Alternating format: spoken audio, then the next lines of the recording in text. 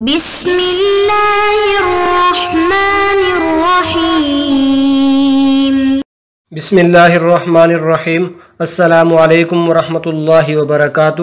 امید ہے آپ سب حضرات اللہ تعالیٰ کے فضل و کرم سے خیر و عافیت کے ساتھ ہوں گے۔ ایم.اے اسلامیات کے مضمون اسلامی اخلاق و تصوف کا آج ہمارا سبق نمبر 14 ہے، اور آج کے اس سبق کے اندر ہم گفتگو کریں گے تصوف کی تعریف، اہمیت اور مقاصد کے عنوان پر۔ اور آج کا سبق شروع کرنے سے پہلے ہم پچھلے سبق کا خلاصہ دیکھ لیتے ہیں۔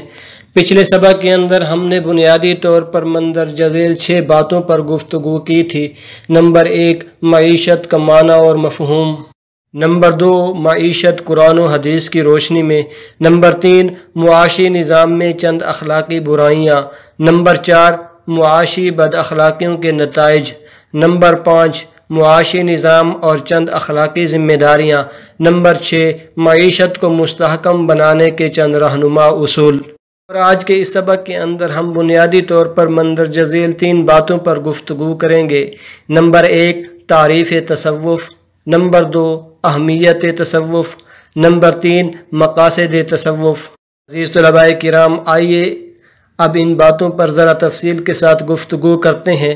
ہماری سب سے پہلی بات جس کا عنوان تھا تصوف کی تعریف، اور اس کے اندر ہم مندرجہ ذیل 2 باتوں پر گفتگو کریں گے۔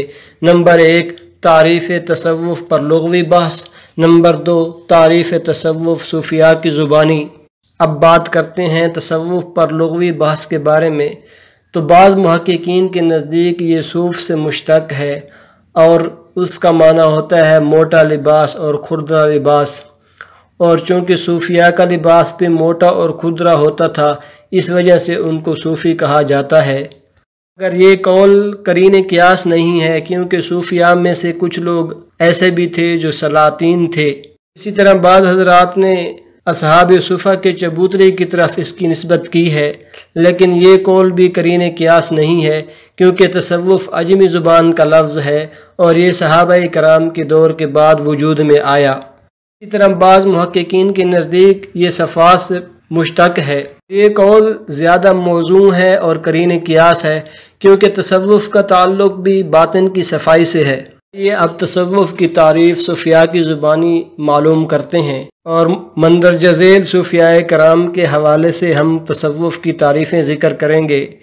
نمبر 1، محمد بن علی بن حسین رضی اللہ عنہما، ابو حفص حداد نیشاپوری رحمۃ اللہ علیہ، عبد الکریم کشیری رحمۃ اللہ علیہ، ابو محمد جویری رحمۃ اللہ علیہ، حضرت جنید بغدادی رحمۃ اللہ علیہ، حضرت مرتعش رحمۃ اللہ علیہ، ابو الحسن نوری رحمۃ اللہ علیہ، مولانا زکریا رحمۃ اللہ علیہ، مولانا رشید احمد گنگوئی رحمۃ اللہ علیہ، خواجہ شمس الدین عظیمی رحمۃ اللہ علیہ۔ محمد بن علی بن حسین رضی اللہ عنہما کے ہاں تصوف پاکیزہ اخلاق کا نام ہے، اور جس بندے کے اخلاق جتنے زیادہ پاکیزے ہوں گے وہ اتنا ہی بلند درجے کا صوفی ہوگا۔ ابو حفص حداد نیشاپوری رحمۃ اللہ علیہ تصوف کی تعریف کرتے ہوئے فرماتے ہیں کہ تصوف سراسر ادب ہے، یعنی ہر وقت و مقام اور ہر حال کے لیے ادب ہے۔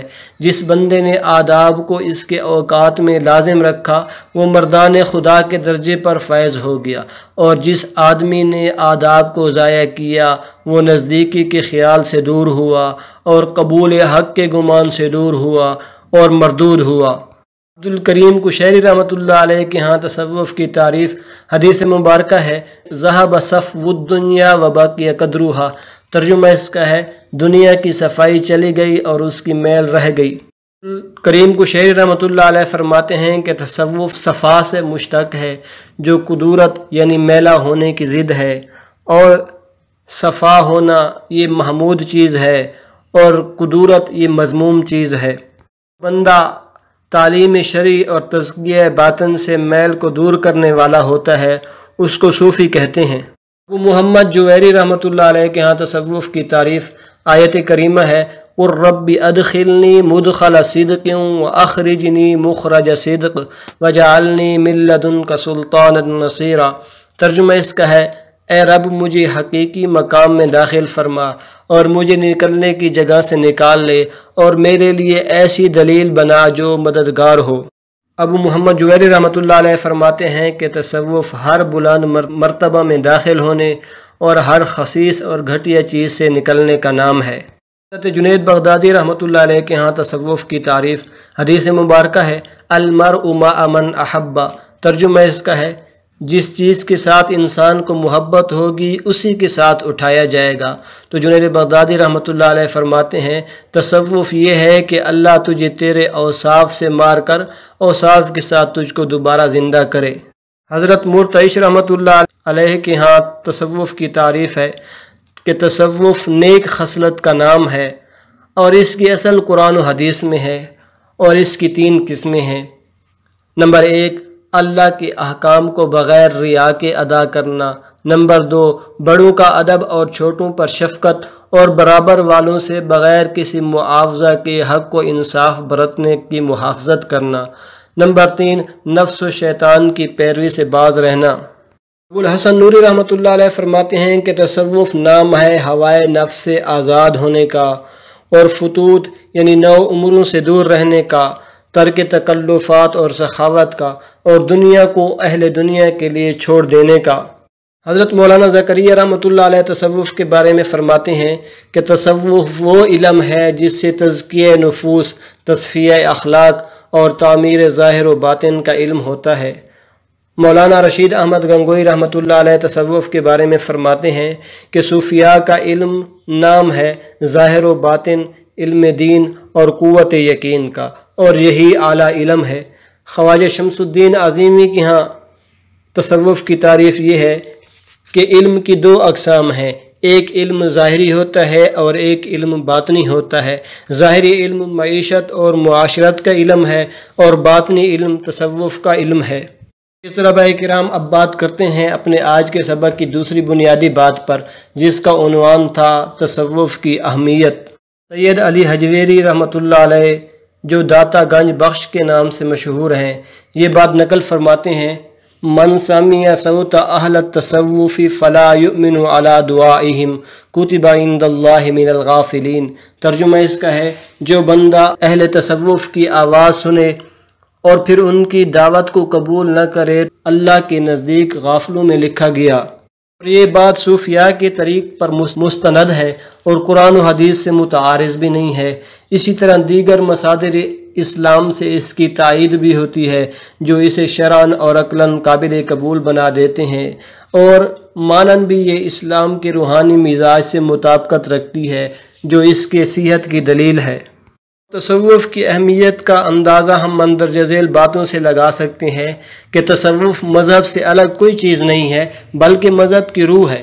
اسی طرح تصوف بندے کے دل میں یقین اور اخلاص پیدا کرتا ہے، اور جس طرح جسم روح کے بغیر مردہ لاش ہے، اسی طرح اللہ کی عبادت بغیر اخلاص کے بے قدر و قیمت ہے۔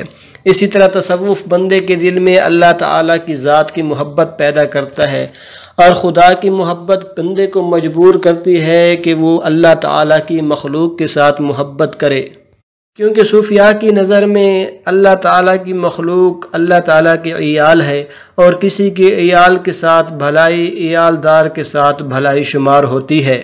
تصوف بندے کے دل میں اللہ تعالیٰ کی محبت پیدا کرتا ہے، اور اللہ کی محبت بندے کو اللہ تعالیٰ کی نافرمانی سے روکتی ہے، اور بندگان خدا کی محبت بندے کو ان کے حقوق غصب کرنے سے روکتی ہے۔ اسی وجہ سے صوفیاء کرام کی زندگی حقوق اللہ اور حقوق العباد کو پوری طرح ادا کرتے ہوئے گزرتی ہے۔ تو جو چیز انسان کو اللہ تعالیٰ کا مطیع بنائے اور اس کے بندوں کا خیر خواہ بنائے تو اس کی اہمیت سے انکار نہیں کیا جاتا۔ عزیز طلباء کرام، تصوف اور اہل تصوف کی اہمیت کا اندازہ ہم علامہ اقبال رحمۃ اللہ علیہ کے ہاں اس قول سے لگا سکتے ہیں کہ جب انہوں نے فرمایا تھا ہندوستان کے 7 کروڑ مسلمانوں میں سے 6 کروڑ یعنی 85% مسلمان یقیناً اہل تصوف کی فیوز و برکات کا نتیجہ ہیں۔ اس مادی اور فانی دنیا میں رہ کر انسان راہ نجات میں کوئی عافیت کا گوشہ پائے گا تو وہ الا بذکر اللہ تطمئن القلوب ہے، اور صوفیاء کرام اسی حقیقت کو اللہ کے بندوں کے سامنے رکھتے ہیں۔ عزیز طلباء کرام، اب بات کرتے ہیں اپنے آج کے سبق کی تیسری بنیادی بات پر، جس کا عنوان تھا تصوف کے مقاصد۔ خدا تعالیٰ کی ذات حسن مطلق ہے اور اس کی جستجو اور تلاش انسان کا اولین مقصود ہے، اور اس جستجو کے لیے اور اس تلاش کے لیے مجاہدہ نفس اور ریاضت ضروری ہیں، اور اس تحریک کے مندرجہ ذیل اجزاء ہیں صفائی قلب، تزکیہ نفس، سادگی اور صلح۔ تصوف کا مقصد یہ ہے کہ کتاب اللہ اور سنت رسول اللہ صلی اللہ علیہ وسلم کی اتباع کے لیے انتہا درجے کی کوشش کی جائے۔ اس کوشش میں رسول اللہ صلی اللہ علیہ وسلم کے اسوہ اور صحابہ کرام رضوان اللہ علیہم اجمعین کے اسوہ کو دلیل اور راہ بنایا جائے۔ اسی طرح جتنے بھی اوامر اور جتنے بھی نواہی ذکر کیے گئے ہیں ان کی پورے طور پر تعمیل کی جائے۔ اسی طرح دل کا تعلق اللہ کے علاوہ ساری مخلوق سے الگ کیا جائے۔ تصوف کے مقاصد میں سے یہ بات بھی ہے کہ نفس امارہ کو خشیت الہی کے ذریعے مغلوب کیا جائے۔ چند تصوف کے مقاصد تھے۔ تصوف کے مقاصد کا خلاصہ کلام یہ ہے کہ اللہ کے احکامات کو نبی پاک صلی اللہ علیہ وسلم کے مبارک طریقوں کے مطابق پورا کیا جائے اور اس پر عمل کر کے دنیا اور آخرت کے اندر کامیابی حاصل کی جائے۔ عزیز طلباء کرام، ایک مرتبہ آج کے سبق کا خلاصہ دیکھ لیتے ہیں۔ آج کے سبق کے اندر ہم نے بنیادی طور پر مندرجہ ذیل 3 باتوں پر گفتگو کی ہے: تصوف کی تعریف، تصوف کی اہمیت اور تصوف کے مقاصد۔ بہت جلد ہم اگلے سبق جس کا عنوان ہے تصوف کی بنیادیں قرآن و حدیث کی روشنی میں، اس عنوان پر گفتگو کریں گے۔ جزاکم اللہ خیرا۔ السلام علیکم ورحمۃ اللہ وبرکاتہ۔